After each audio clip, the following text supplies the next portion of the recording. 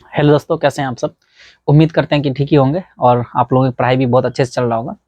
हम लोग इस वीडियो में क्लास 12th के हिंदी का जो कविता का चैप्टर नंबर 4 है, जो जिसका नाम छप्पे है ना, जिनको नाभा दास जी ने लिखा है। तो उस चैप्टर में, यानी ये छप्पे चैप्टर में जो नाभा दास जी का छप्पे है, इसमें जितने भी संभावित ऑब्जेक्टिव हो सकता है वो सारे संभावित ऑब्जेक्टिव जो है इस वीडियो में हम लोग अभी कंप्लीट करने वाले हैं लेखक के परिचय से और चैप्टर से, और जो प्रीवियस ईयर में क्वेश्चन पूछा गया वो सारा क्वेश्चन जो है ना, इसमें हम लिखे हैं, है ना। तो स्टार्ट करते हैं। ये जो छप्पे चैप्टर है ना, इसको जिसने लिखा है उसका नाम है नाभा दास। ठीक है, नाभा दास जी के द्वारा जो है ये छप्पे चैप्टर लिखा गया है। और नाभा दास जी के बारे में जो पहली बात आपको याद रखना है कि इसका जन्म जो है ये 1570 ईस्वी में हुआ था। ठीक है ना, नाभा दास जी का जन्म 1570 ईस्वी में हुआ है और ये अनुमानित तिथि है ना, कि ये 1570 के आसपास इसका जन्म हुआ होगा। ये इसका अनुमानित तिथि है। इसके जन्म के विषय में सही यानी एग्जैक्ट जो ईस्वी है वो मालूम नहीं है। तो एग्जाम में इसके संभावना तो बड़ा कम बनता है पूछने का, लेकिन फिर भी आप याद रखिएगा कि नाभा दास जी का जन्म कब हुआ था, तो 1570 में। इसके जन्म स्थान के बारे में अगर पूछेगा तो इसका जन्म स्थान दक्षिण भारत में, ऐसा कहा जाता है कि इसका जन्म दक्षिण भारत में हुआ था। और इसके पिताजी का मृत्यु हो गया, उस समय ये छोटे थे, और जब वहां बहुत ज्यादा अकाल पड़ा तो अपने माता के साथ में ये राजस्थान में जयपुर आ गए और वहीं पर रहने लगे।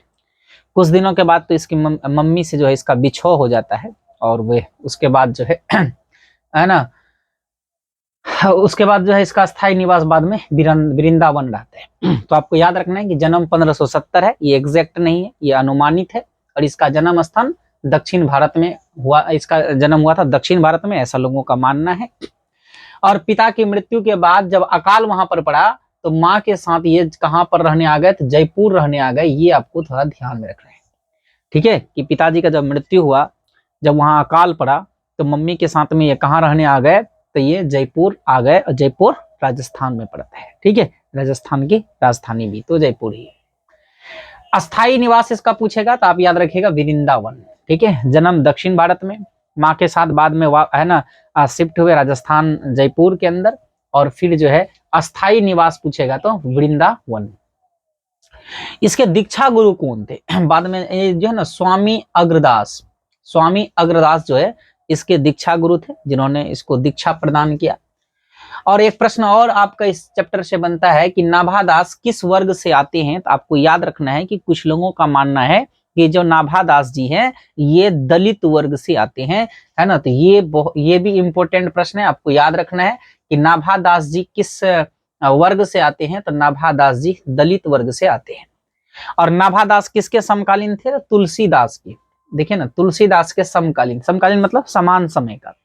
देखिए ना ये जो नाभा दास है, सूरदास है, उसके बाद ये जो तुलसीदास है ना, ये सब जो है ना भक्ति काल के कवि है। आपको याद रखना है कौन से काल के कवि हैं? भक्ति काल के, ठीक है। नाभा दास भी, सूरदास भी, और आपका जो तुलसीदास है, यानी दास जो है ना वो भक्ति काल के कवि हैं। ये भी आपको थोड़ा ध्यान रखना है। नाभा दास का किसके समकालीन थे? तो याद रखना है तुलसीदास के समकालीन थे। और नाभा दास का काव्य रचना क्षेत्र कहां पर रहा है? तो वृंदावन में रहा है, और ये वृंदावन उत्तर प्रदेश में पड़ता है। और वृंदावन इसका अस्थाई निवास स्थान भी रहा है, ये भी आप याद रखिएगा। और नाभा दास की दो ही रचना, ऐसे तो जितने भी आप कवि पढ़ रहे हैं और कविता जो भी चैप्टर 3 से पहले पढ़े हैं, चौथा है, तो उसमें हम लोग देख रहे थे कि बहुत सारा रचना हुआ करता था, लेकिन इसमें बहुत सारा रचना आपको याद नहीं रखना है, बस दो ही रचना याद रखना है। एक भक्तमाल जो बहुत इंपॉर्टेंट है, बहुत ज्यादा इंपॉर्टेंट है। और ये जो छप्पे है ना, इसमें जो दो पद है या आप दो छप्पे बोलो, ये दोनों भी भक्तमाल से ही लिया गया है। तो एक भक्तमाल आपको याद रखना है और एक अष्टयाम याद रखना है, ठीक है।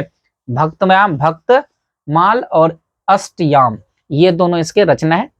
और एग्जाम में एकदम 100% चांस है कि ये प्रश्न आएगा है कि भक्तमाल किसकी रचना है, अगर इस चैप्टर से प्रश्न सेट किया ऑब्जेक्टिव तो, ठीक है। चलिए खैर, अगला प्रश्न है कि भक्तमाल में कितने छप्पे हैं टोटल? 316 छप्पे है, और इस 316 छप्पे में कुल 200 भक्तों के चरित्र वर्णित है। कितने भक्तों के? तो तकरीबन 200 भक्तों के। तो भक्तमाल में कितने छप्पे हैं? 316 छप्पे है, और इस 316 छप्पे में कितने भक्तों के चरित्र का वर्णन है? तो 200 भक्तों के चरित्र का वर्णन है। अगला प्रश्न 11 नंबर में है, छप्पे के रचनाकार कौन है? तो आपको याद रखना है कि छप्पे के रचनाकार नाभादास जी हैं, है ना। छप्पे के रचनाकार कौन है? नाभादास है। ये चैप्टर का नाम ही छप्पे है। इस चैप्टर को किसने लिखा है? तो नाभादास ने लिखा है ना। नाभादास ने लिखा है। छप्पे में किसकी चर्चा की गई है? देखो छप्पे में जो 2 छप्पे है, इसमें या आप 2 पद बोलिए। तो पहला जो छप्पे है उसके अंदर में कबीरदास के बारे में, और दूसरा वाला छप्पे में सूरदास जी के बारे में वर्णन है, ठीक ना। यानी छप्पे के अंदर में जो नाभादास जी का छप्पे है, ये जो दोनों छप्पे है, दोनों में एक में कबीरदास जी का चर्चा है और एक में जो है सूरदास जी के बारे में इन्होंने, है ना, प्रशंसा किया है। एक कबीरदास की प्रशंसा है पहले छप्पे में, और दूसरे छप्पे में किसकी प्रशंसा है? तो सूरदास जी की प्रशंसा है। छप्पे के दोनों पद कहां से लिए गए हैं? ये इंपॉर्टेंट प्रश्न है। तो ये लिए गए हैं भक्तमाल से। मैंने अभी बतलाया ना आप लोगों को कि जो इसका एक रचना है ना भक्तमाल, वो बहुत ही प्रसिद्ध रचना है, और उसी भक्तमाल से जो है ये छप्पे चैप्टर लिया गया है। और छप्पे के दोनों पद जो है कहां से लिया गया है? तो भक्तमाल से लिया गया है। प्रथम छप्पे में क्या है और दूसरे छप्पे में क्या है? मैं तो संक्षिप्त में आपको अभी बता ही दिया हूं कि प्रथम छप्पे में क्या है कि कबीर के विषय में वर्णन है, और दूसरे छप्पे में जो है वो सूरदास जी की प्रशंसा है। लेकिन किताब में क्या लिखा था वो मैं यहां लिखा हूं, देखिए। प्रथम छप्पे में, है ना, इस छप्पे में उन्होंने कबीर के भक्तिपूर्ण अंतःकरण और गंभीर मति की प्रशंसा की है, ठीक है ना। बात वही है कि उन्होंने प्रथम छप्पे के अंदर जो है कबीर की प्रशंसा है, और जो दूसरा छप्पे है उसमें उन्होंने सूरदास जी के काव्य की युक्तियों, चमत्कार और चातुर्य आदि का जो है प्रशंसा किया है। तो बस आपको इतना याद रखना है कि नाभादास जी का जो छप्पे है, पहला वाला जो छप्पे है उसमें कबीर की प्रशंसा हुई है, और जो दूसरा वाला छप्पे है उसमें जो है प्रशंसा किसका हुआ है? तो उसमें प्रशंसा सूरदास जी का हुआ है। और यहाँ पर जो है ना कबीर की प्रशंसा करते, है ना, कबीर की प्रशंसा किए हैं। और तो कबीर के बारे में यहाँ पर चैप्टर में वर्णन है। और कबीर एक ऐसे कवि है भाई, उसके बारे में कैसे ना प्रश्न एग्जाम में बने, बहुत सारा क्वेश्चन उससे एग्जाम में बनता है। तो यहाँ पर जो है ना कबीर से संबंधित भी कुछ प्रश्न दिया हुआ है। जैसे 16 नंबर में देखिए, सबके हित का वचन कौन कहता है? यानी ये जो है ना, जो कबीर है ये किसी एक वर्ग के हित की बात नहीं करते थे, ये सब सारे वर्ग के हित की बात करते थे। यानी सबके हित का वचन बोलते थे। ऐसा नहीं कि ऐसा कोई वचन बोल दे जो किसी वर्ग के लोगों के लिए कटु वचन हो, या है ना अप्रिय उसको लग जाए, ऐसा बिल्कुल नहीं था। मतलब ये सबके लिए बराबर सोचते थे। तो इसके आपको याद रखना है कि सबके हित का वचन कौन कहता है? तो इसका आंसर हो जाएगा कि सबके हित का वचन जो है वो कबीरदास जी कहते हैं। सबके हित का वचन कौन बोलते हैं? तो कबीरदास जी। और आप लोगों को जो अभी हम पढ़ाए, ये तो चौथा चैप्टर है। इससे पहले हम लोग तुलसीदास, उससे पहले सूरदास पढ़े थे।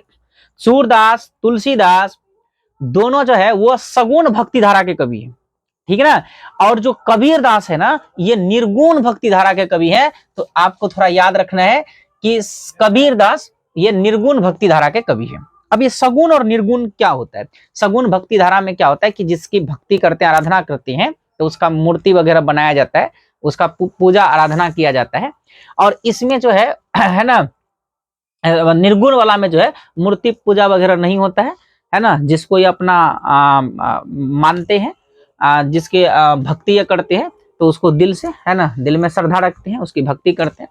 तो ये निर्गुण भक्ति धारा है, ठीक है, निर्गुण भक्ति धारा के कवि हैं। तो आपको याद रखना है कि कबीरदास जो है ये निर्गुण भक्ति धारा के कवि हैं, और तुलसीदास और जो इससे पहले हम लोग सूरदास जी पढ़े थे वो थे सगुण भक्ति धारा के कवि। ये आपको थोड़ा याद रखना है। कौन से कवि निरक्षर थे? देखिए सूरदास और तुलसीदास ये सब तो पढ़े लिखे थे, है ना, दीक्षित थे वो लोग। लेकिन कबीरदास जी जो है ये निरक्षर थे, आपको याद रखना है ना। ये निरक्षर थे, कुछ आता नहीं था, लेकिन बहुत महान थे। इनका सोच बहुत ऊंचा था, ठीक है ना, एक पढ़े लिखे से भी ज्यादा, है ना, चतुर चालाक थे, ठीक है ना, कवि थे। तो ये आपको याद रखना है कि कौन सा कवि निरक्षर थे, तो ये जो है ना कबीरदास जी जो है ये निरक्षर थे। बीजक किसकी रचना है? कबीरदास का सबसे फेमस रचना बीजक, है ना। अगर आप आर्ट्स के स्टूडेंट होंगे तो हिस्ट्री जो है ना जब पढ़िएगा तो वहां पर ये ऑब्जेक्टिव देखिएगा तो ये कई बार एग्जाम में पूछा हुआ भी है कि बीजक किसकी रचना है। तो बीजक जो है ना ये कबीरदास की रचना है। कबीर में बी आता है ना, बुद्रीकर बी, तो बी से याद रखना, बी से याद रखना है बीजक, है ना। बीजक जो है किसकी रचना है? तो ये बीजक जो है ना ये कबीरदास की रचना है। कबीर किस में भेद नहीं करते हैं? तो मैंने अभी बताया ना कि कबीरदास एक ऐसे व्यक्ति थे जो किसी भी वर्ग जाति धर्म में भेदभाव नहीं करते थे, सबके हित की बात करते थे। तो एग्जाम में जो प्रश्न आएगा कि कबीर किस में भेद नहीं करते थे, तो हिंदू मुसलमान में भेद नहीं करते थे, सबको बराबर मानते थे।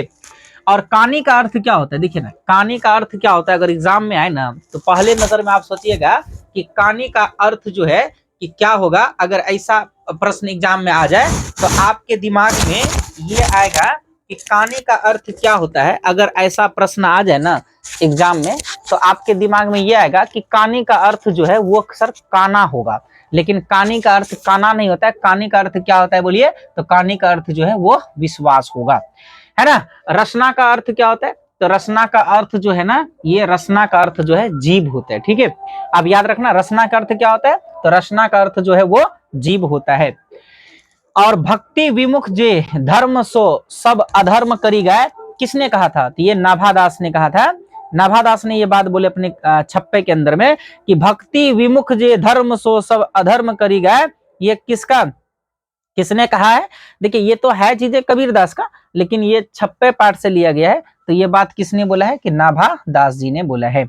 सूर कवित्व सुनी कौन कवि जो नहीं सिर चालन करे। मतलब जो है कि सूरदास के कवित्व को सुनकर कौन ऐसा कवि होगा जो अपना सिर नहीं हिलाए। ये बात किसने कहा? तो ये बात भी जो है नाभादास ने कहा है। आपको थोड़ा याद रख लेना है ना। तो एक बार हम लोग रिपीट कर लेते हैं कि ये छप्पे जो है ये कविता नाभादास जी ने लिखा है। इसका जन्म 1570 ये अनुमानित है।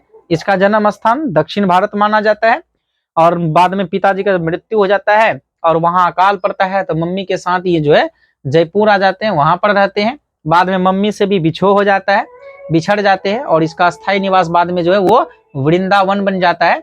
और इसके जो दीक्षा गुरु थे वो थे स्वामी अग्रदास जी। अब याद रखिएगा अग्रदास जी, ये नाभादास के अग्रदास गुरु थे। नाभादास किस वर्ग से आते हैं? तो कुछ लोगों का मानना है कि ये दलित वर्ग से आते हैं। और नाभादास किसके समकालीन थे? तो तुलसीदास के समकालीन थे। तुलसीदास, सूरदास और जो ये नाभादास जी हैं यानी दास वाला, ये सब भक्ति काल के कवि हैं। और नाभादास के काव्य की रचना क्षेत्र यानी कहाँ पर ये काव्य वगैरह लिखते थे? वृंदावन में लिखते थे। और ये वृंदावन जो है इसका अस्थायी निवास स्थान भी था।